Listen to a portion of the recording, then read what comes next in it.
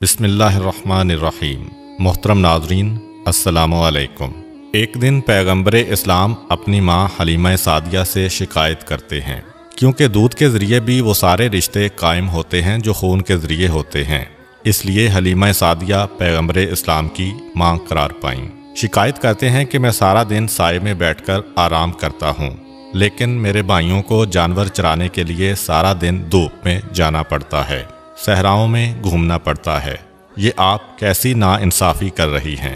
کل سے میں بھی ان کے ساتھ جاؤں گا۔ جناب حلیمہ سعدیہ منع کرتی ہیں کہ بیٹا، تم میں اور ان میں فرق ہے، لیکن پیغمبر اسلام تسلیم نہیں کرتے۔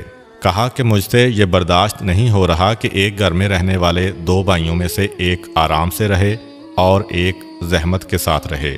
میں خود اپنے بھائیوں کی خدمت کے لیے جاؤں گا۔ حلیمہ سعدیہ نے منع کرنا چاہا، کیونکہ فقط حلیمہ کے گھر کی ہی بات نہیں ہے، اب تو سارے قبیلے کی عزت کا معاملہ ہے، سارا قبیلہ احترام کرتا ہے۔ اگر لوگوں نے پلٹ کر مجھ سے پوچھ لیا کہ حلیمہ جو سارے قبیلے کے لیے برکت لے کر آیا، تم اسے ہی اپنے گھر کے کام کے لیے بھیج رہی ہو، تو میں کیا جواب دوں گی؟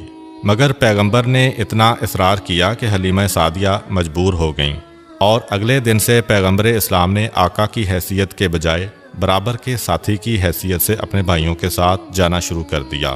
ایک مرتبہ جب آپ ان کے ساتھ بکریاں چرانے گئے تو وہ یہ دیکھ کر گھبرا گئے کہ قریب کی پہاڑی سے دو نوجوان اتر کر آئے، ہمارے بھائی کے قریب آئے، بازوؤں سے انہیں تھاما اور لے کر پہاڑی پر جا کر غائب ہو گئے۔ چیختے ہوئے اور فریاد کرتے ہوئے قبیلے میں آئے۔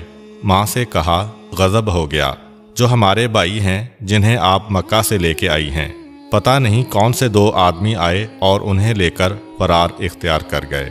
حلیمہ سعدیہ کو حضرت عبدالمطلب کی یہ پیشین گوئی یاد ہے کہ دیکھو اس بچے کی حفاظت کرنا، دشمن مسلسل اس کے پیچھے لگے ہیں۔ گھبرا گئیں، سارے قبیلے میں فریاد کی۔ قبیلے کے مرد و زن دوڑتے ہوئے آئے، اس پہاڑی پر چڑھنے لگے جہاں کا اشارہ کیا تھا، تو یہ دیکھ کر حیران ہو گئے کہ پہاڑی پر وہ بچہ بڑے آرام کے ساتھ اس انداز میں لیٹا ہوا ہے کہ سر پہ تاج ہے، جسم پہ شاہی لباس ہے۔ دو نوجوان دائیں بائیں بیٹھے ہوئے جسم دبا رہے ہیں، اور ایسا لگ رہا ہے کہ غلام آقا کے سامنے بیٹھے ہیں۔ سامنے سارے ہجوم کو آتے ہوئے دیکھا، ایک لمحے میں وہ لوگ غائب ہو گئے۔ پیغمبر اسلام مسکراتے ہوئے کھڑے ہوئے، جناب حلیمہ سعدیہ سے کہا کہ مادر گرامی، آپ کو پریشان ہونے کی ضرورت نہیں ہے، پروردگار عالم کی جانب سے یہ میرے محافظ تھے جو ہر لمحے میرے ساتھ رہتے ہیں، ان کے ہوتے ہوئے کوئی مجھے نقصان نہیں پہنچا سکتا۔ اب حلیمہ سعدیہ کو کچھ اطمینان ہوا۔ اس کے بعد بھی 3 مرتبہ پیغمبر اسلام اس طرح غائب ہو گئے تھے، لیکن اب حلیمہ سعدیہ کو اطمینان ہوتا تھا۔ 2 سال کا عرصہ گزر جانے کے بعد حلیمہ سعدیہ پیغمبر اسلام کو لے کر ان کے دادا سے ملانے آتی ہیں۔ ابھی مکے کے قریب پہنچی تھیں، کسی کام کے سلسلے میں خیمے سے باہر آتی ہیں۔ یکا یک اندھیرا سا چھایا، اور پھر حلیمہ سعدیہ واپس جو آئیں تو یہ دیکھا کہ بچہ غائب ہے۔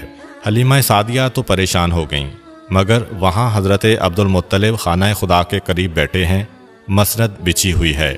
یکا یک کان میں آواز آئی کہ آپ کا پوتا جو حلیمہ کے پاس تھا وہاں سے کھو گیا ہے۔